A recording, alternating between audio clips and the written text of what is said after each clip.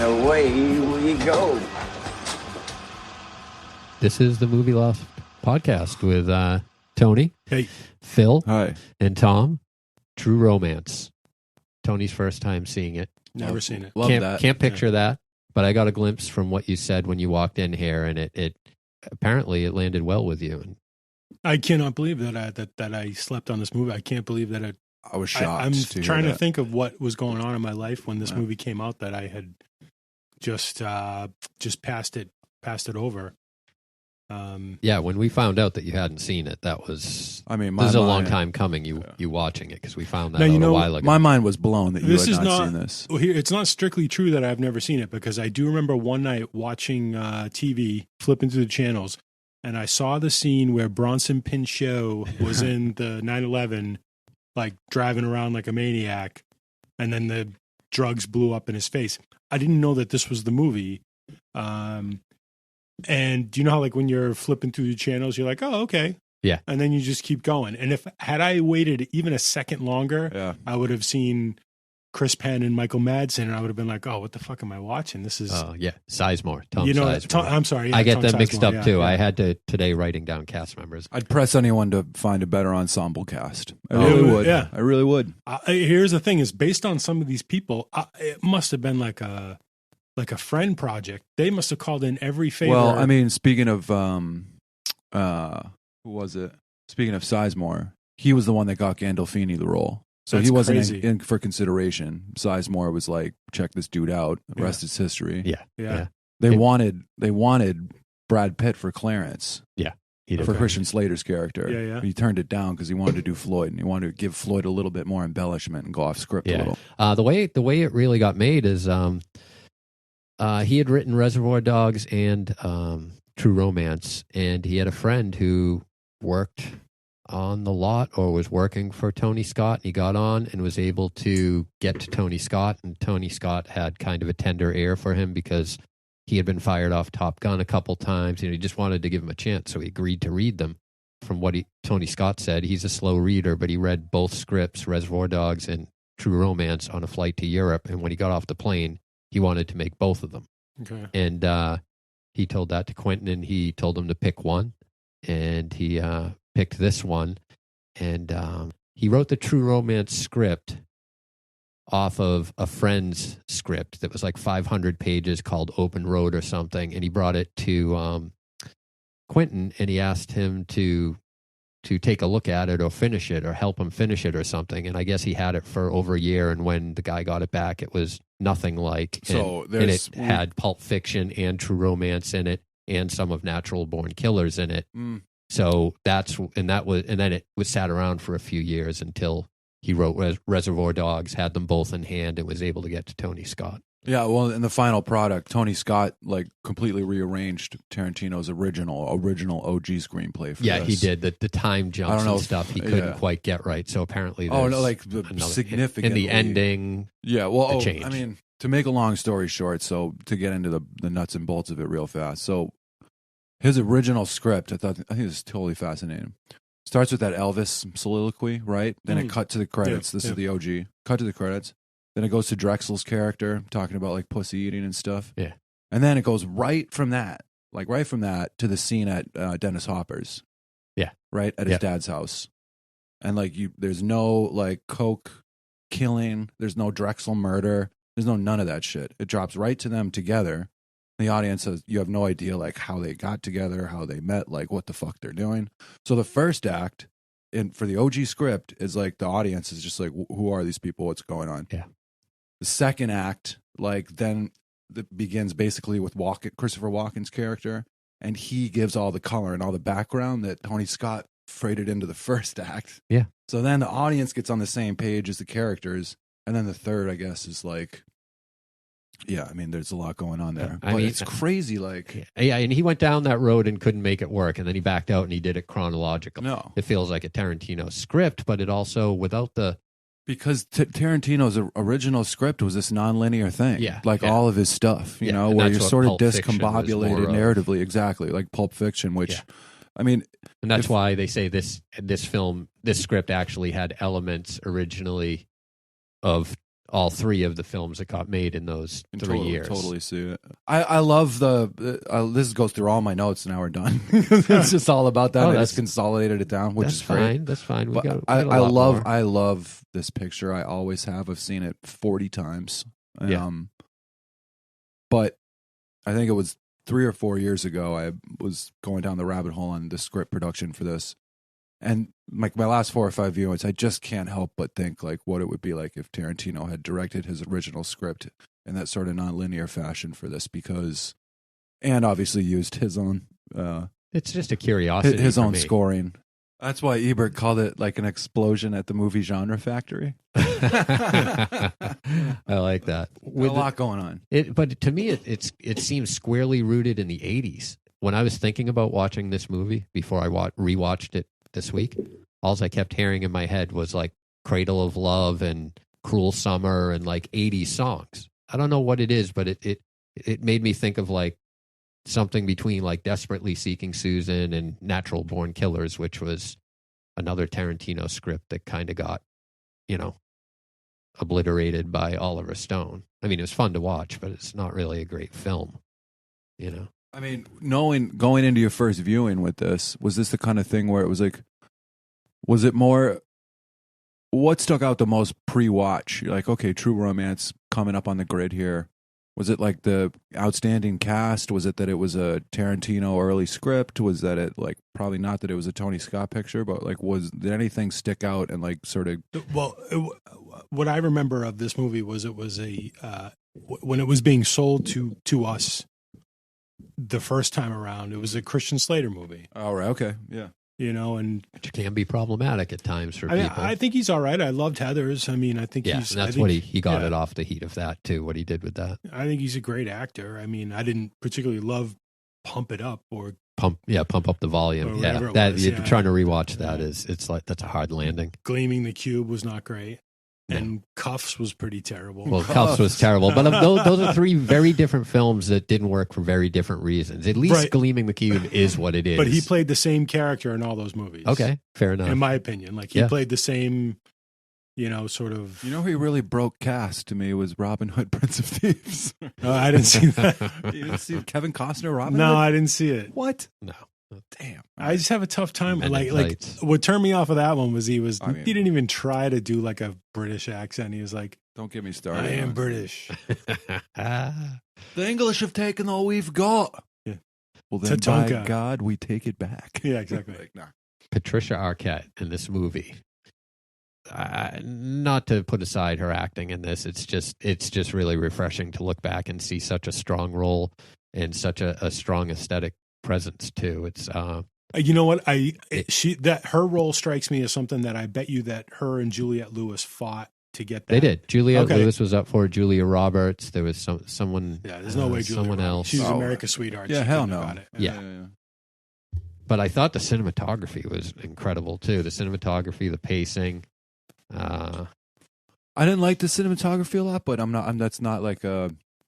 I won't touch it. A lot of close stuff. Not enough establishing stuff. Yeah. I needed more like show me where you are. Give me a little. It was just really tight visual backstory here. With all that, with so much bright, with the contrast just pegged in so many bright colors. Like it just felt a little like tight in a bad way to me. But that's neither here nor there. Really. Right. You know what? Though I think that builds a little bit of claustrophobia and tension and intensity, maybe, but.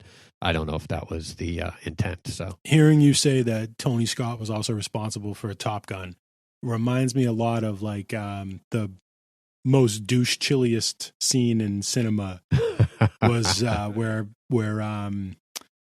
Tom Cruise starts singing that song in the middle of the bar. Yeah. And you know what, that scene, that the horrible like cringe factor, let's get away from that for a second, but it felt like parts of True Romance could have like that you could have walked out of that bar and into that world directly. Yeah. You know what I mean? Oh, like they had the same exact sort of I can see that. I mean, and Quentin Tarantino is a huge fan of Tony Scott. He, which I kind of get, because he was a great director for this, so I don't think he was wrong. But, a lot of what Tony Scott made, people just immediately kind of say, oh, he just produced garbage. And it's like, if you kind of pay attention, it's better than garbage. Of course, he gets compared to his brother, so they're like the yin and the yang. What else is on the menu besides Top Gun and Beverly Hills Cop 2? I can't place The Legend anything of Billie else. Jean. I can't really remember off the top of my head. Those are the only two I remembered. But he's a good action violence guy. You know. Oh, the violence in this is outstanding. Yeah, we can probably it's pretty credit that outstanding. Pretty to wonderful. both of them. Oh, the scene with Gary Oldman is Drexel. That was awesome. I love that scene. It was amazing. It was phenomenal and an amazing appetizer for the Gandolfini scene later. Here's the course. deal. Having never seen this, I honestly was like, okay, well, this is our main sort of like bad guy here. This is, and who better? Yeah. You know what I mean? And I was floored when when they killed him off. I was absolutely stunned. I like that hot takes because we can't have any hot takes since it's been out for I was 28 absolutely years. stunned that I assumed that this was going to be like a fucking road movie where he follows him to the final crescendo in LA where they have their final, and then you have like 2 or 3 more scenes of equal weight. Almost back. I mean, to back the to Dennis back. Hopper. Yeah, oh man, but the Christopher Sicilian, Walken. the Sicilian scene. That scene is one of the most legendary sequences in action. Well, here's the deal. cinema, dude. I've heard that little monologue. Right. Yeah. Not verbatim, obviously, but like I've heard people say it, and I'm like, oh, okay, that's like a dumb little who knows. I don't know what the fuck that even means. Quentin actually got that story from a family friend when he was a teenager. I like that Tom is on a first name basis with Quentin. With QT. I'll never meet him, but I know people who know him. Anyway, sorry. Oh, back to the Drexel scene. I just wanted to add in that, like that. Yeah, that character was so well done and well received that he actually wanted to bring him back in some fashion in Pulp Fiction. That was a thought. And Gary Oldman didn't even read the script and he accepted the part. And the guy told him he's like a 70s, white guy who's trying to be black with dreadlocks, and he's like, got it, I'm sure he based it on a couple things, and I'm sure that's out there, but there was some interesting gets with roles for this. Have you ever seen that movie, Get Shorty? And, yeah. So there's a sequel called Be Cool. Yeah. And I've seen Be Cool, and having seen that movie now, I see exactly where Vince Vaughn. I can feel now where he stole that sort of like. That was the first thing I thought of, is like, this is where he got it. Yeah, right. This is where he pinched that from. That whole back and forth between Drexel and Clarence, though, with swinging the lamp and It was shining it amazing. at him, then Yeah. shining it in his own face. It was and amazing. The It was a dialogue. Nice little game of poker. I really Yeah, It liked was, and it was so early on. And remember, in the original, that didn't happen until halfway through the picture. You know what I mean? So, like, that was a good jolt of adrenaline, like out of the gates, where it was like, I thought that was a good switch up, a good move. And it hit me. It sent me on a little ricochet when he started calling him Charles Bronson, and he called him Mr. Majestic, and I was like, "What's right, that?" yeah. I go, "That needs to." And I went off and researched that. It's a '74 Bronson film about a guy he's got a watermelon plantation that he's trying to keep afloat, and they're trying to. He's getting squeezed, and some of the quotes in the trailer were that they frightened his workers, they tortured his friends, they threw him in jail, they destroyed his crops. They mentioned Walking Tall during the trailer, and that their tagline during the trailer, I think they said twice, they called it a movie that touches the hero in all of us. So when he started calling them Charles Bronson and Mr. Majestic, I had to rewind it a couple times to figure out what he said. Yeah. I immediately paused it, and I had to go and look that up and watch the trailer and get the hot points on that. Yeah, so I picked that up instant. My dad was a Charles Bronson guy, so I picked that up like instantly. Yeah, Like, yeah. oh, he's like ripping on him, calling him Charlie Charlie Bronson. Yeah, and all the this hero. stuff. I love it. The I writing love is that. just so fucking good. It's like incredible. Yeah, the scene they filmed on the roller coaster. I mean, that was What was that the dude in so the front, great. the front right with the sweater? Bronson Pinchot. Bronson Pinchot, yeah. He had to do actual Quaaludes. Perfect Strangers. No, that was Michael Rappaport. Oh, was it? And they said you could tell the first day from the second day, because the second day he did he was, like, Quaaludes out. because he was just he's so freaked. I can't imagine having to film a scene on a roller He coaster. was Like, terrified. He was scared shitless Like, of roller coasters, and they had to keep doing it. if I had a gun to my head, I would go on a roller coaster. But short of that, or a gun to someone's head, I have like anyone's. less than no interest in roller coasters. Luckily, I'm wish I'm like physically too tall to be allowed on most roller coasters. So like I'm off the hook. You don't It's have great. to have. You don't have to measure your cowardice No, like I do, it's or your like- disinterest like Tony does. You're just like, I I'm tell you out. what, he was fucking awesome in this movie, but that character was on the verge of being pointless. 100% Bronson agreed. Pinchot. Yeah, no. Rappaport. Oh, Rappaport. Yeah, and I fucking love him. I think he's amazing. Yeah. But I just hated that his character didn't have a shit ton of forward thrust, you know? Yeah, Yeah. yeah. I really think it was a way to keep the scatter shot, just keep just a little bit more off kilter, just another person to worry about, not there for a particular reason. I mean, you've I'm got glad the he didn't roommate, die, like but Brad we didn't Pitt, get any too. closure. Oh, I'm glad. Here's the deal. The Brad Pitt thing, I was like, I feared for his life 3 times. And he feared for his life 0 times. Yeah. Motherfucker. I'll It kill was you. great. Yeah, I did love I'll kill you. Condescending. Improvised that line, I guess. Oh yeah, he improvised That's a lot, amazing. a lot of it, Fucking awesome, and it dude. was all based on an old roommate of his or someone that he knew or something. I mean, does the film scene get better than like Brad Pitt smoking a bong to Outshined, like at top volume? I know, that's that's- just a great. I that mean, stuck little out to me. things like that are just like, oh, fuck yeah. Yeah. You know what I mean? The list goes on and on of Yeah. hits like that in the movie, but that's definitely one of the big ones. You know, I mean, yeah. Well, let's talk about the scene with Christopher Walken and Dennis Hopper. You know what? That's actually right here in my first the first paragraph of the next page, and we do need to unpack that a little bit because I kind of thought. I mean, I know gangster movies, and I knew it wasn't going to work out in anybody's favor, but for a minute, I'm thinking, oh, well, maybe this was going to buck the norm. Yeah. You know? Yeah, well, you were against the already grain a surprised little. with Drexel, so maybe they're going Yeah. to throw you another curveball. Yeah. So you were just surprised. Well, here's the deal: is they really fucking put me on the coat hanger and let me hang up in there for a minute because when I think he committed suicide. That's my take. Dennis Hopper did. Yeah, Because he knew that it was just going to be a big, long fucking process. I like half the time I've watched it, I've had the exact same thought. Yeah. So you're not alone in that. And he was an ex-cop, so he knows, like, he's probably, you know, he's probably seen the aftermath of this. Yeah.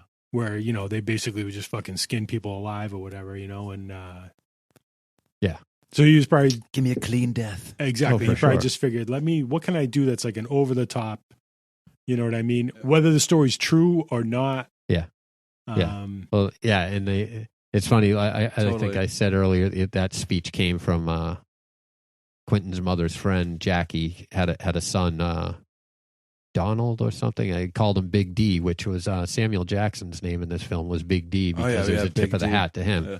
And It's another surprise how quickly he was in and out of the movie. and he said in Big D when he saw the movie because he didn't see it in the theater. I think he was in jail at that time, and when he saw it on video, he's like, "I said that to him. I told him that story when he was a teenager."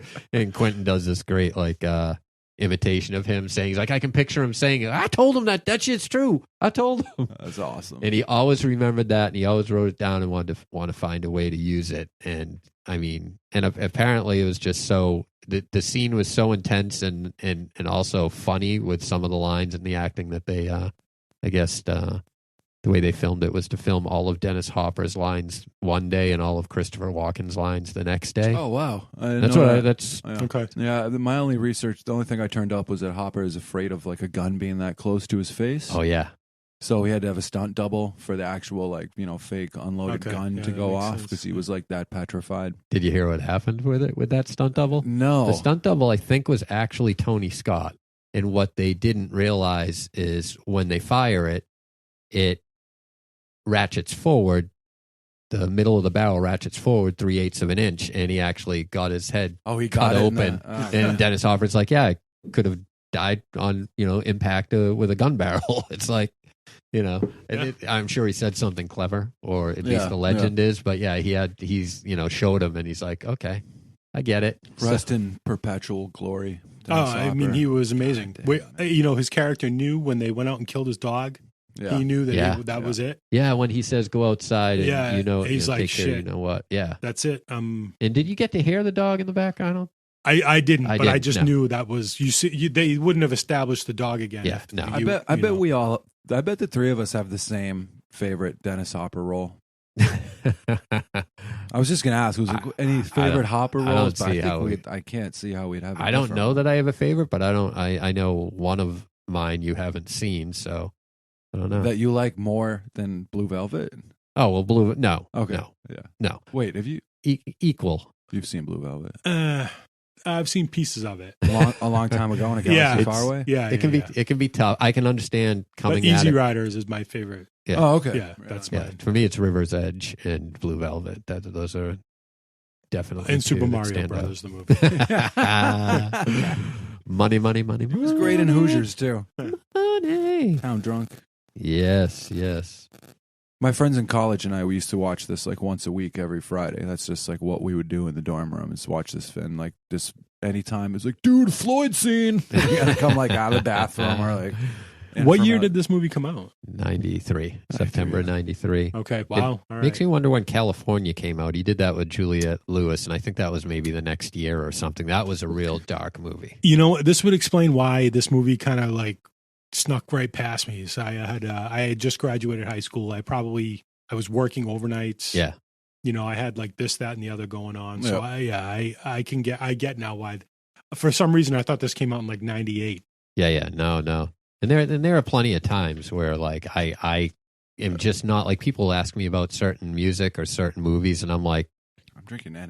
I'm drinking NA, dude. So. I just wasn't plugged in at that time, you know, for one reason or another with whatever was current, you know. Yeah. No, I feel this happened at crossroads for you guys. I feel like life-ish crossroady. Yeah, no, I'll take one. I guess we're gonna do all three. For me, like this is I was like riding through the thick of like an era, an epoch, you know. Yeah, what I mean? And like all the '80s films that like we watched, that's what you guys were doing. Yeah, you know what I'm saying. Oh yeah, and I was just still like, I'm still working out my soliloquy on the '80s being the peak of the mountain for music, and you know. Yeah, it's cultural relativism. That's when you were alive, bro. Yeah, don't try to marginalize my shit. Oh, dude, Cheers. I'm just saying you're wrong. That's all. Oh, that's so sticky. What is up with my return to this area? Which is 7 days old. McGillicuddy's. Well, I've had easily 2 bottles of McGillicuddy's in the last 7 days. Well, Tony, you probably had it the last time you were here, as I Crazy. did. So well, I'll have it when I'm the here. last time I had it was here. Yeah, we're good. We're very good bad boys, is the way I would describe us. As a matter of fact, if I had a personal resume, it would list me as a very good bad boy. And Phil, you would be a middling bad boy. Middling bad boy? Yeah, you're not a bad boy with intent. You're kind of, I mean, I'm not going to unpack it anymore because I'm making it up as I go along. Yeah, no, it's good though. Unless I step on any toes or anything. Other great scenes aside from all of them. We got to talk about how bad I felt for the Gandolfini scene. Yeah. It was literally affecting me. Like, yeah, it was seeing him throw ragdoll at everywhere. Hard scene it to is watch, very hard. Man. Yeah, very hard, but very necessary. They didn't pull any punches. Yep. No, I was young enough when I first saw this film where when I saw that scene, I was just watching through cracks in my fingers. You know what I mean? I was like, oh shit, oh fuck. Yeah, I mean hard. that's a brutalizing scene. Gandolfini, it's someone somewhere I read wanted her to stab him with the corkscrew. And she was having trouble getting up for that scene, and Ridley Scott would slap her before filming to get her emotions flowing, which obviously wouldn't fly on the set today. Ridley Scott just showed up to slap her. Yeah. Well, like, I'm working on something else, but I'm here to slap you. Well, he was always riding on Tony's coattails. Yeah. That's the hand he had in this film. That's how he got his name, not on the film. All right. Yeah, that scene was just Ethically it was just dubious, so brutal. maybe not something to chase. But In the it's- 90s, in there the was no 90s, big it deal. was good, but yeah. but nowadays, now that we understand, like Can't do it, yeah. it's a little. Well, all the racism and the, I mean, Patricia Arquette said she was uncomfortable even taking the role because of the racism in the film at that time. Even. Yeah, and it was I mean, heavy. 'cause It was heavy. because she's a nice person. Yeah. Well, even that, I mean, now, yeah, I'm sure someone wouldn't accept the role, but she said she didn't even like saying when they were in the diner and Clarence asked her turn-ons, turn-offs, and she had turn-offs, and the last thing, which I didn't get this until I did some research because it sounded like she said persons at the end. She said Persians. She didn't even Yeah, like saying that. I She heard said that in too, every yeah. take, I would say a different group of people because I wanted it to be equal. Yeah. Which is like, well, it's not going to work that way when it gets edited, but I appreciate the sensitivity to, the subject. Yeah, but that scene was a ripper. That was just a fucking shredder, man. The Yeah. Gandolfini, that was tough. He left everything on the fucking on the floor dude, there. You know what I mean? seriously, man. I mean, literally and figuratively, but Yeah, he like did- I know, it's weird seeing him like that young and like fit and all that Yeah. other shit. But it's even more crazy, like his little like monologue about killing people and yeah, um so good. and that kind of like realization. He probably never, like his character probably never even realized it himself until he was saying it. Like now I just do it to Yeah. see their expression change. Yeah. Well, when Ugh. you meet when you meet a special victim like that, and you start to really think about, they make a tough job of it, and they kind Yeah. of make you think about. Like how you're able to had do he actually gone through with killing Patricia Arquette, like Yeah. that probably would have been one of the ones that he thinks about. Oh yeah, Do you know what I mean? yeah, for sure. So I think he genuinely. Yeah, and I mean, who knows? What the fuck? Yeah. do well, I know? no. I mean, it definitely interesting to affected him. consider, Which is why he was like, take a free shot. I mean, it definitely was affecting him to see someone, Yeah, and especially that- with the suitcase right under the bed. it was the free shot was 100% like emotion rather than Yeah. you know what I mean? And boy, did that backfire. Yeah. Oof. I loved when the shit started running uphill again Yeah. on him. That was That fantastic. did make me laugh. I thought she was going to stab him with glass. Yeah. You know what I mean? They made a big deal about showing the broken shower. Yeah. And I was like, oh, okay. So he's going to like. Oh, yeah. You know what wasn't believable there? The one thing that took me out of the movie when she did spray him with the hairspray and the lighter, and he was doused Yeah. in water, yet he caught on fire. Caught on and fire was burning. somehow. Yeah. It's- That did take me too a little bit. But I was hate like, to be a nitpicker because No. I love this movie. So I agree with you. I was like, he was soaking wet. yeah, But and even if he wasn't soaking wet, he wasn't going to go up like that. But I will say this. It's not Michael Jackson. this is a story that I've only told one other person ever in my life. So I'm going to tell you guys. And Ooh, obviously we're the going to tape triple now. it. Yeah.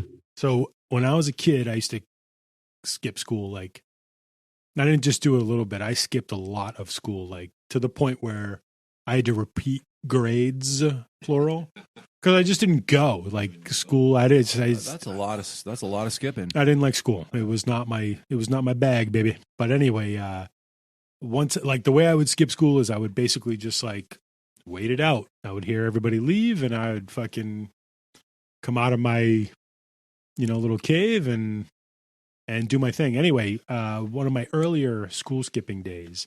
Wait, hold on. Sorry, because this. Go ahead, I go love this. Everyone to leave the house. Everyone would leave the apartment. Yeah, I grew up in apartments. So I was an Right. apartment kid. All right, but everyone would go to work or Go to work or school. And Like then- I had and you would walk to school when you did go. correct. Yeah. Okay, so you just waited for everyone to bounce. Okay, got you. And then I would come out of wherever it was that I was hiding and go about my day, So I was at home, obviously, like I said, by myself. And one of the things I used to do is I would make model kits, like like cars and planes and shit, and then I would burn them. Oh yeah. I don't know why. I just would burn them. Oh, I burned everything. I used to steal stuff, and I would just burn it in the driveway. I remember burning Kiss dolls in the driveway. Kiss on fire, and Well, I that's what you're stole. supposed to do with a kiss doll. I Yeah. stole all three of them from Osco Drug. You All could the not way. get Peter Criss at that time. He was like they must have made less or something. It Like was no unattainable. one could get Peter Criss. He was also the lame one, though. Who was, Oh no, Beth, I don't know. I don't know Beth, shit come about on, Kiss. Beth. Anyway, so yeah. I'm doing my normal like light shit on fire, and then I was like, oh, you know what? I'm going to make a blowtorch out of like the hairspray. So poof, I did, and it was glorious. And I'm in my bedroom, like blowtorch and shit, right? And I blowtorched one of my little model kits, and the for whatever reason, I don't know why the fuck it happened, but when it hit the plastic of the model, it diverted the whole arc of the flame, and it hit the rug. Oh. And this was back before everything had to be flame proof. Yeah. So the fucking rug went up. Shit. And when I say went up, I mean like it went fucking, there was like a 6.5 foot circle of flame coming up from my rug. And I'm like, holy shit. It was like I summoned Satan himself. So I'm like, well, what the fuck am I going to do? It's just me, my bedroom. You know what I mean? And in this portal to hell. So I grabbed my twin bed mattress and I plunk it onto the flame, and luckily it put it out. Oh, okay. I thought it put the fire out, you know, basically instantly. But there was this like, so the rug, if I could describe the rug was the color of like, say maybe like a dark peach, right? And it was one of the, you know, like a shitty apartment rug. Shaggy on the shaggier side? Yeah, it had a deeper pile. It wasn't like shag, but it had a deeper pile. This is flammable as hell. Oh, yeah. And it was, it was 1970s, flammable as everything. And this was, when I was skipping, it was the 80s, but it had been there since fucking God knows when. Jesus. So like I said, I flipped the mattress onto the thing, put the fire out. Now I pull the mattress off. I've singed my mattress. I've singed my blankets and the rug. And there's, like I said, there's a 6 foot black fucking circle in the middle of my bedroom. Oh. As soon as it hit, it just like whoom, like made a circle. Okay. And this is all in the span of less than 3 seconds. Oh yeah. So now that the aftermath is here and the fire alarms are off and all this other shit, I'm like, what the fuck do I do? So I spent the rest of the day with a hairbrush brushing out the burned pile. Wow. Brushing out the burned pile. Did it brush out? Well, it didn't. It didn't. It did enough so that like if you can't picture it at all. If you did a cursory look, you probably would have been like, you know, like it's just discolored. Essentially, you burnt all the dust bunnies out. They just like everything went up at once, and then the second tier of burning you were able to save. I got to tell you, I think the motion that you had the hairspray and somehow made some kind of circle on the rug or something that like it was just it was opening up a portal. Well, it hit the middle. I wish it was. I mean, it hit the middle and just spread. If you can imagine, it spread every which direction. Yeah. Just out. You know what I mean? Anyway, that's really the end of the story. But good. Every time I see anybody do a blowtorch hairnet, I think of that. I would rather have that be the end of the story because anything worse, I have one too. I have all sisters, so it was all Aquanet. Yeah, right, which is flammable as God. Yeah. I can dock to your satellite station, your space station with mine, and that I did it with Banaka Blast. Okay. And this was in the 70s, so it's probably 77 or 78. We used to skip school all the time. We went on stealing sprees. We would steal it, mostly Osco drug, and sometimes we'd walk over the rotary in the dune to Zaire, and we'd shoplift there all day. So we always had Banaka Blast because that was popular back then. It actually is a lot like McGillicuddy's, which I always say when I have McGillicuddy's, it reminds me of spraying Banaka Blast, which was a breath spray. But there was a box spring leaning against the second floor bedroom doorway. And, you know, the bottom of box springs, it's like hay in there. Yeah. And I remember thinking, as I thought a few times in my life, I wonder, and then followed by, you won't do this. And I just said, I bet you if I spray it really quick, you know, I can get away with it. Lit the lighter, sprayed the Banaka Blast. The whole bottom of the box spring started going. So I would have to rely on a sibling for this. I don't know who got home first, but they got home to, we rode that box spring down the stairs right out the front door. Okay. Luckily, some siblings were home, a couple, because they were obviously the ones who taught me how to do all this stuff. And that thing was it was kind of like the carpet in Christmas Vacation that was just smoking with the outline. And it was like they came home and it was winter. So the box spring was in the front yard, packed with snow. And dear old dad was a firefighter, so Right, he knew. one of his Yeah. many reasons to beat his kids. Right. We used to throw paper airplanes out the second floor window at the neighbor's house, lit on fire. And just the fallout from that was just brutal. But yeah, I burnt a box spring and rode it down the stairs with my brothers and sisters out to the snowy tundra to Where put it you out. rode the burnt box spring down the steps? We on fire grabbed it and ran it down the stairs somehow.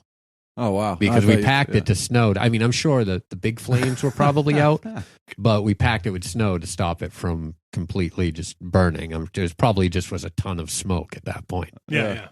But Love it, dude. yeah. That Fucking pyros that over was a here, late man. seven. Oh, well, you were. You never went through a pyro phase? I mean, all our shit was always in the woods, so we would bring the hairspray bottles and the bug spray bottles and like collect them in the like magnifying glasses. a separate backpack devoted to flammable shit. And at the end of the night or in the morning, like after camping, just pour it all into the fire, like pour the bottles and everything. Separate backpack Oh, yeah. for. Oh yeah, I just like that. every like aerosol bottle like we could find that was like going to get thrown Yeah. away.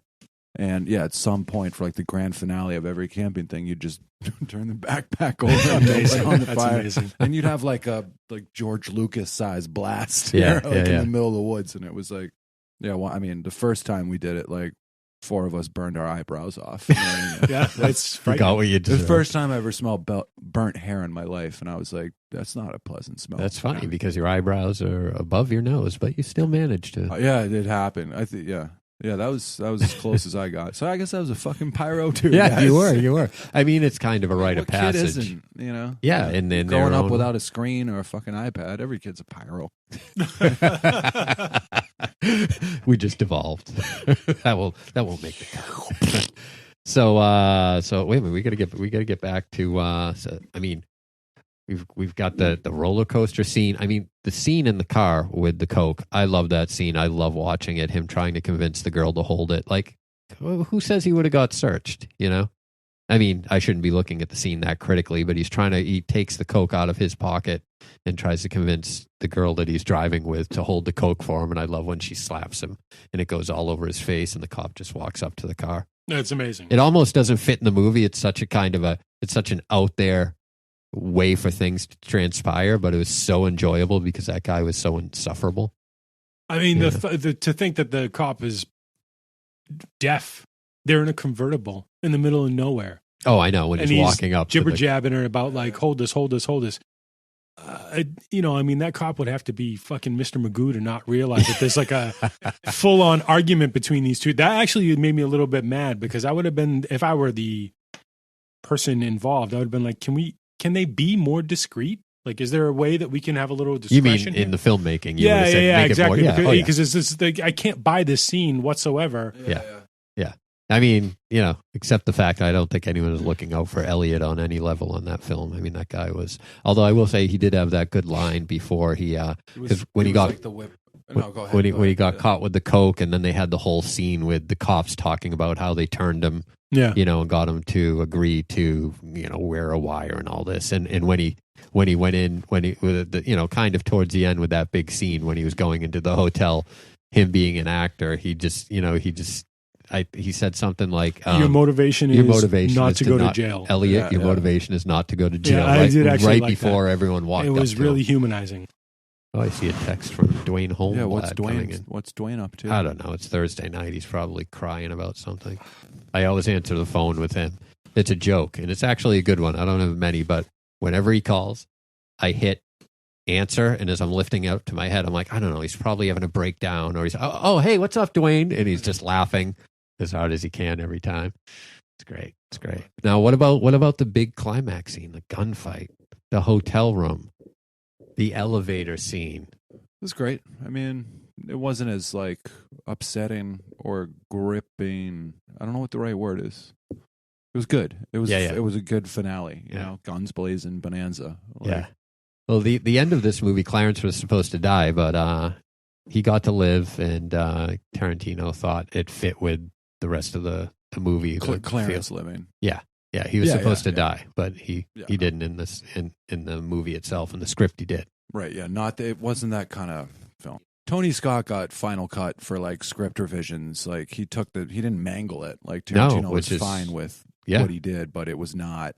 I mean, he just made a way more traditional, accessible film, you know? Yeah. I just can't get away from how 80s has felt. Even Miami Vice, everything I can map onto this from the 80s, it just in the best possible way, you know? It is so weird that it came out in 93.